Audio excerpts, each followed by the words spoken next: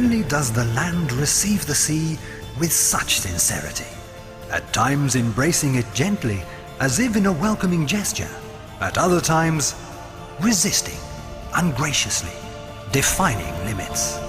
Man also discovered early this immense power, and inhabiting this margin, endowed it with a soul. Europe begins here, where the land plunges into the sea, where a bay becomes a village, where history becomes destiny.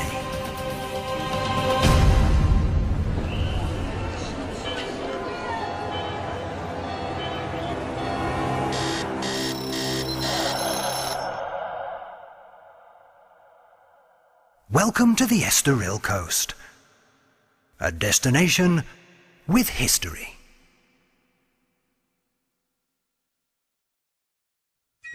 Its growing importance to the Kingdom of Portugal led King Pedro I to raise its status from village to villa in 1364 and call it the guardian of my land. Already by the 19th century, Cascais was to sparkle again, when in 1870 King Luis chose to spend October and November here as a late summer retreat. And with the king came the court, the nobility and high society. There was bridge played in the citadel and sailing in the bay, and there were promenades in the street, on foot and on horseback. Later, King Carlos would carry on the same tradition. The season had been created, the summer architecture of the elite, quality tourism.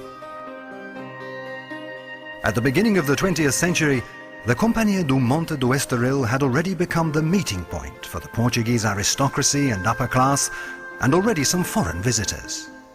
Estoril was still only a pinewood by the sea.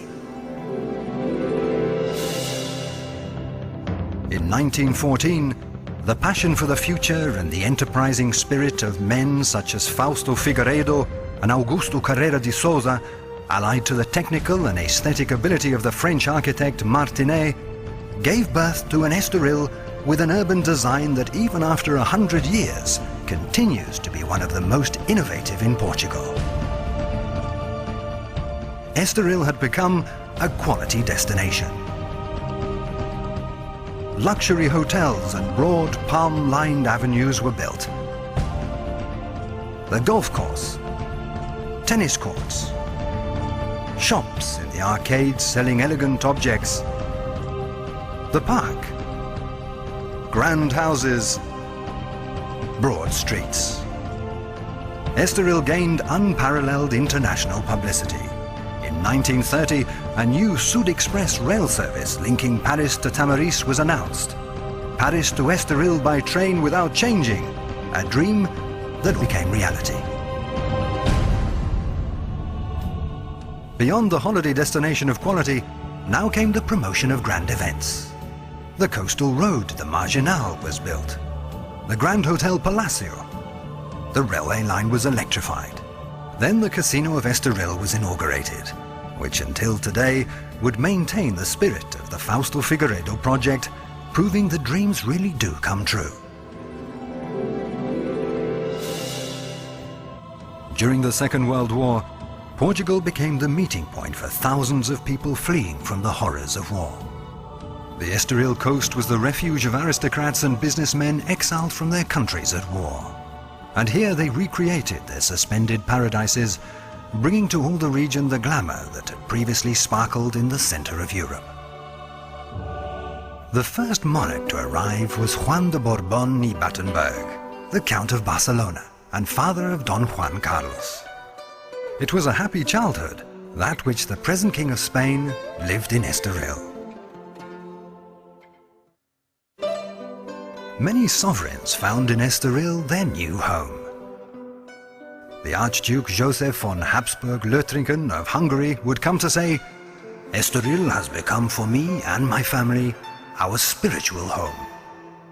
And the last monarch of Italy, King Umberto II, son of Victor Emmanuel III, wrote, "I love Estoril, its sun, its waters. Portugal is the country that took me in its arms, and I can never forget this." At the same time, Estoril hosted numerous agents working on behalf of their governments, a hive of spying and information networks. Estoril was unquestionably the center of the world, and to such an extent that many were inspired to create reality and fantasy here. The well-known writer Ian Fleming, for example, who after coming to live here, wrote his first novel, Casino Royale. So it was in Estoril where the character of James Bond, the famous secret agent 007, was born.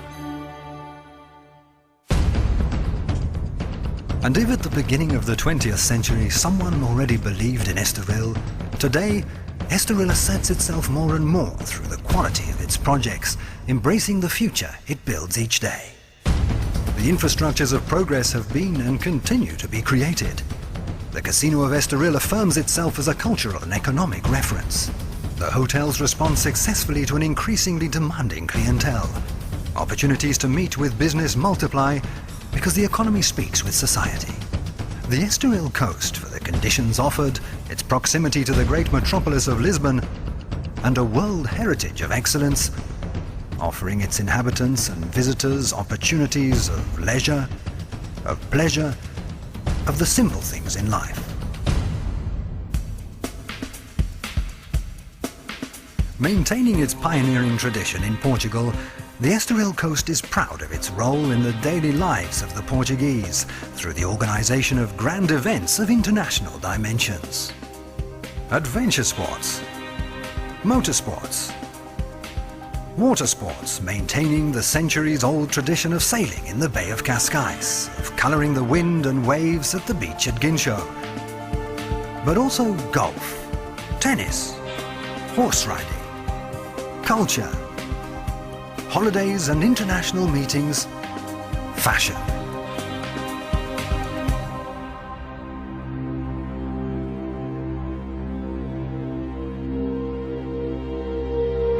Welcome to the Estoril coast, a destination with history.